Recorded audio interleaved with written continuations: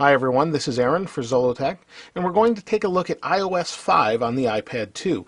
I showed off iOS 5 on the iPhone 4 the other day and thought we'd take a look at it on the iPad as a few of you requested it. There are a couple different differences and thought we'd take a look. So here you can see it just booted up, and it's probably going to want me to sign in. No, we don't want Spanish, we want English, United States, and this is nice. We don't need to use a computer anymore to plug this into. Enter our Wi-Fi credentials here. I entered my Wi-Fi credentials, and this is a Wi-Fi only iPad. We're going to set it up as a new iPad, but as you can see, we have an iCloud backup, or we can restore from iTunes. We're going to set it up as a new one for now. Sign in with an Apple ID. I'll go ahead and do that. I'm signing in with my Apple ID. Takes a moment. This is diagnostics. We won't send for now. Now, a lot of you have asked, how can I get iOS 5? You can't unless you're a developer or you know a developer. I actually know a developer that was nice enough to let me use this, and that's why I'm able to use it. Now, as you can see, same as the other iOS 5 I showed off earlier on the iPhone, we've got a different icon now for music. They used to have iPod. I kind of like iPod better, but what they're doing is making things unified across the iPhone, iPod Touch, which is where that comes from, and iPad. So let's go ahead and see what we've got here. This is just brand new setup. We have Newsstand. Newsstand is a place where we can download magazines. I'm assuming it's not ready yet. I wasn't able to get this to work on the iPhone 4 either. Here you see Store, and we can't go into it. Now, one of the things we can do, I guess, is mirroring on the Apple TV. The option's not there. Now, I believe it would appear if I update my Apple TV. That's something I'll try later.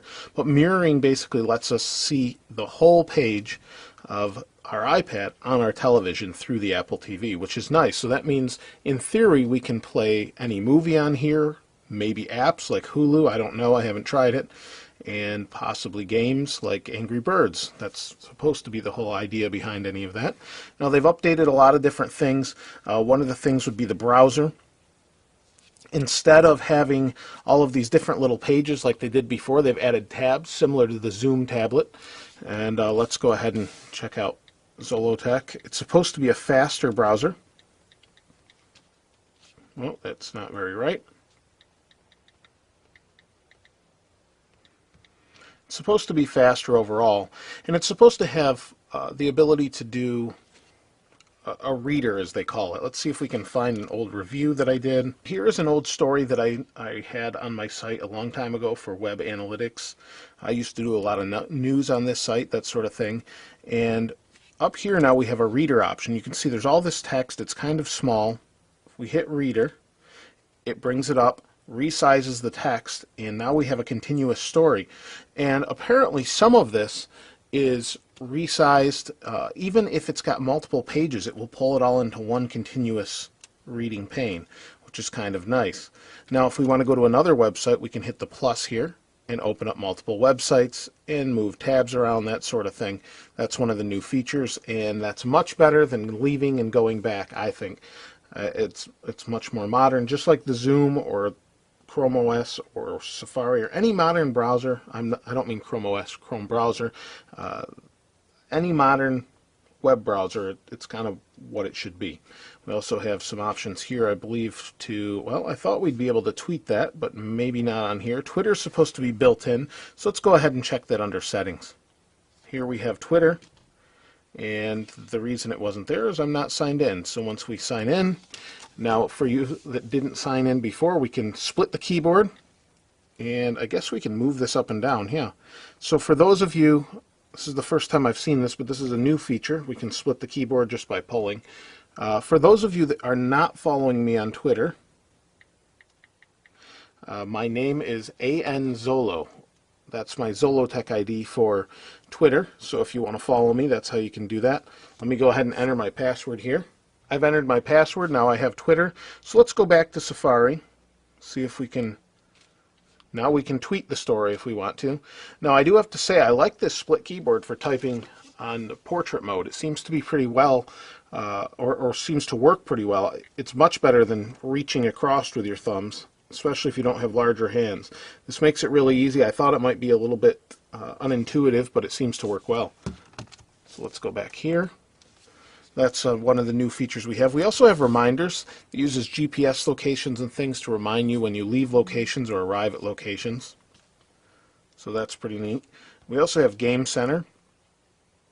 Wait for that to load, where there's a couple different things for friends, suggestions, things like that. A lot of people from the last video have asked for a friend request. Go ahead and send me a friend request. I only have 11 friends on here. I don't use Game Center a whole lot, but maybe I'll use it more in the future, and send me a friend request and I'll approve it. So as far as that goes, that's kind of the general thing. They haven't added a whole lot of different things. They have, however, added some differences with the App Store in that now you can see all of your past purchases. You can actually see that right now on your iPad or your iPhone as long as you have the latest version.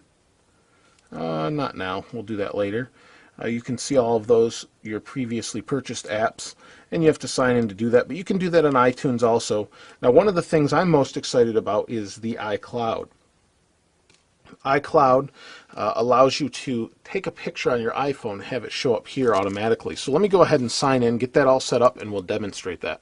Now I've set up iCloud, and what that allows me to do is sync all sorts of things in iCloud. I have mail, contacts, calendars, reminders, bookmarks, notes, PhotoStream, Find My iPad, storage and backup. We can buy more storage, although that's not allowed yet.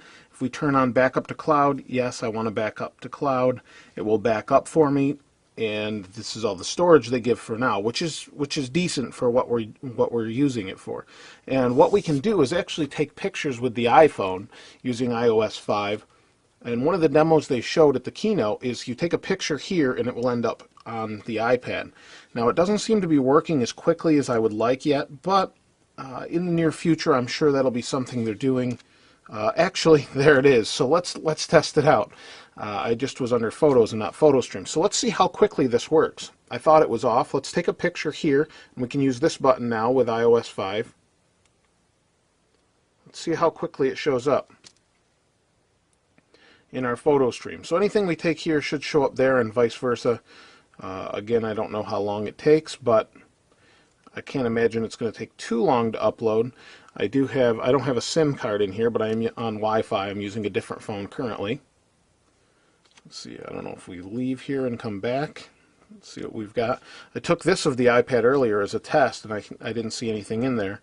Let's see here. Well, that's a pretty blurry photo. And I guess, oh, there it is. It just showed up. So it took a moment, but there it is. That's the picture I just took with this. So it does work as planned, goes right to the cloud storage and right here. So that's pretty neat. Now there are multiple other updates. iMessage, as you can see, we've got a messaging app here, and I could message myself here, bring the keyboard back together or apart. I kind of like that a lot, actually, and we can move it up and down. You can see it does its thing like that. It's pretty neat. I can message my phone. I don't know if that will work. Let me try that out. Here is iMessage. My wife uses Aaron in case of emergency is what that stands for. And as you can see, here's my iPhone. I can say, hello, send. It says not delivered. Don't know why that is. Try again, I guess. There we go. It says hello over here, and this does not have 3G. This is Wi-Fi only, and they've got a messaging app between all iPhone, iPod, and iPad devices now that should work just fine with this iMessage. So that's pretty nice if you have an iPod Touch and you want to message, or even an iPad and you want to message. Again, you can say hi again. It says waiting for delivery here. This says not delivered for some reason. Over here it says waiting for delivery.